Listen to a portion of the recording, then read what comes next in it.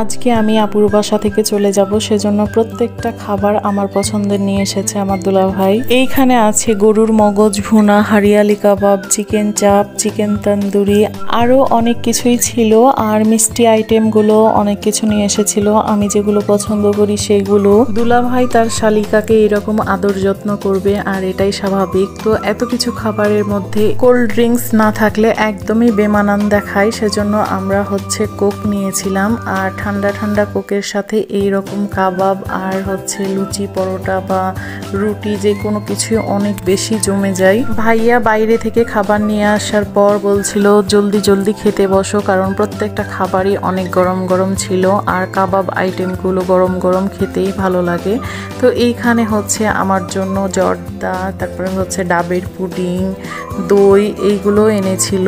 আর এইগুলো আমার ভালো লাগে খেতে। আসলে আমি যা যা পছন্দ করি সেগুলোই নিয়ে এসেছিল ভাইয়া। আসলে কোন খাবারটা আমি পছন্দ করি না এই লিস্ট করতে গেলে হয়তোবা দুই একটা আইটেমই বের হবে, এর বেশি বের হবে না। কারণ হালাল যত খাবার আছে সবগুলোই আমার পছন্দের। সোমা আপু তো কোনোভাবেই আমাকে আসতে দিবে না, কারণ আমরা ছোট থেকে একসাথে বড় হয়েছি।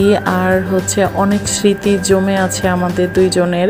তো আমাকে কোনোভাবেই ছাড়ছিল না, কিন্তু কি আর করার, যেহেতু আমাদের দুইজনেরই আলাদা আলাদা সংসার আছে, সেইগুলো আমাদেরকে মেনটেন করতে হবে, সেজন্যই আমার চলে আসা। কি অদ্ভুত একটা ঘটনা, আমি যেই দিন সোমাপুর বাসায় গিয়েছিলাম সেই দিনও অনেক বৃষ্টি ছিল, আবার যেই দিন ব্যাক করছি সেই দিনও অনেক বৃষ্টি।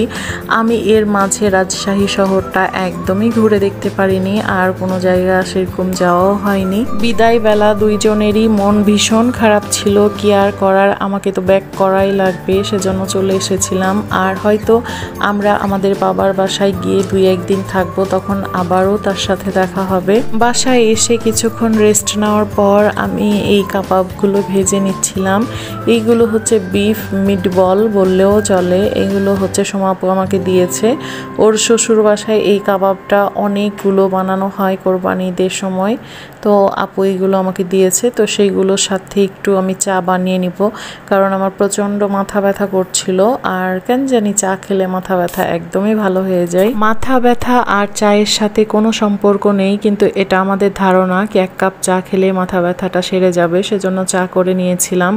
আর এই মিটবল দিয়ে চা খেয়ে নিয়েছি, তারপর অনেক রিল্যাক্স ফিল করছিলাম। আজকের ভিডিও এই পর্যন্তই। সবার আমার এবং আমার ফ্যামিলির জন্য দোয়া করবে। আর নেক্সট ভিডিওতে দেখা হবে, ততদিন সবাই সুস্থ এবং ভালো থাকবে। আল্লাহ হাফেজ।